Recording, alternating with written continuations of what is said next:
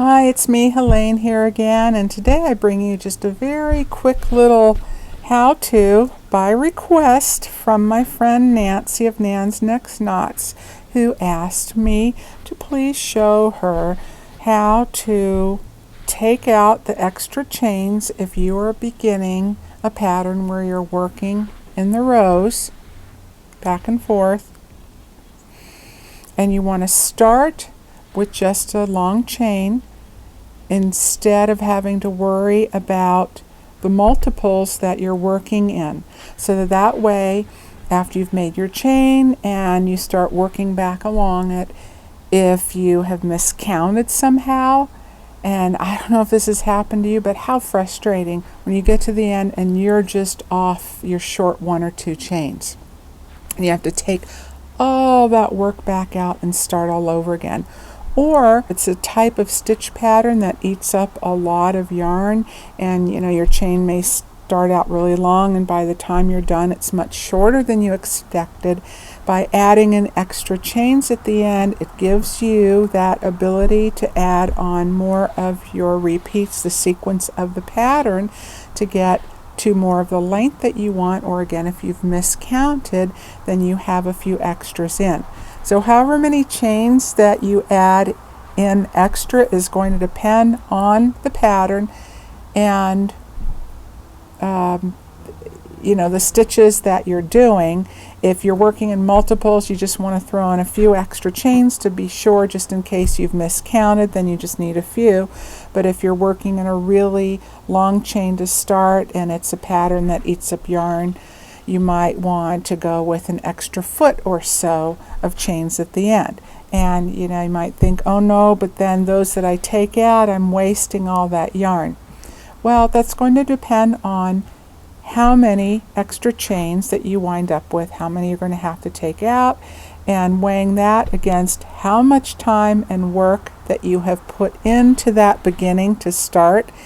And also if it's a type of yarn that catches on itself and that you might wind up having to scrap that anyway. Okay, and also if you're getting into and want to start designing your own patterns, starting with a long chain is a really great way to go too. Alright, so we're going to pretend that this is a long chain, and whatever your pattern calls for, I'm going to say, okay, calls to double crochet in the fourth chain from the hook and all the way across. So whatever it says in your pattern, that's what you would be doing. So we're going along, doing our first setup row on our foundation chain here. I love this yarn. I've worked with it a few times recently. My June 2019 knit crate, and a new base for them, which is the Vita Lana Aloft. Love this yarn.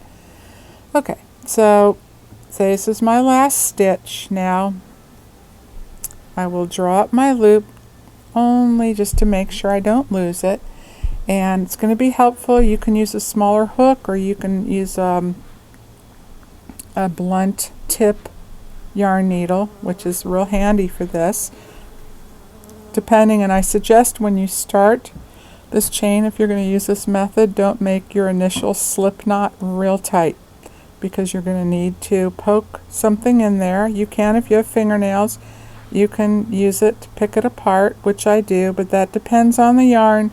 If it's a yarn where the strands tend to separate, I don't want to fray those.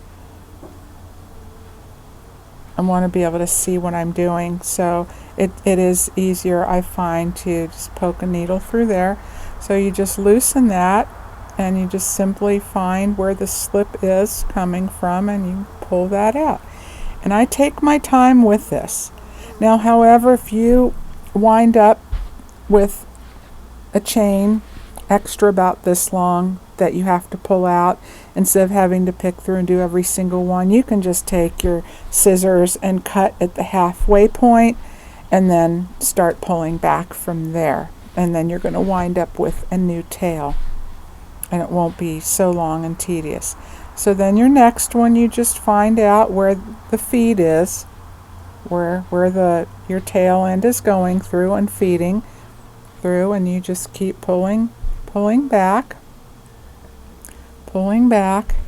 and be careful when you do this that as you pull back and get close to the base of your work where that last stitch is that you just made, to not go so far back to where now, oh no, I've accidentally taken out the chain that belongs to the stitch, which I have done.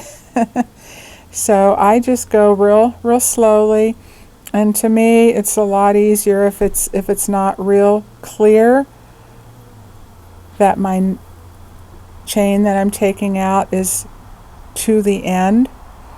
Then I would just cinch that and re-knot it, and I'll show you how to do that in a sec.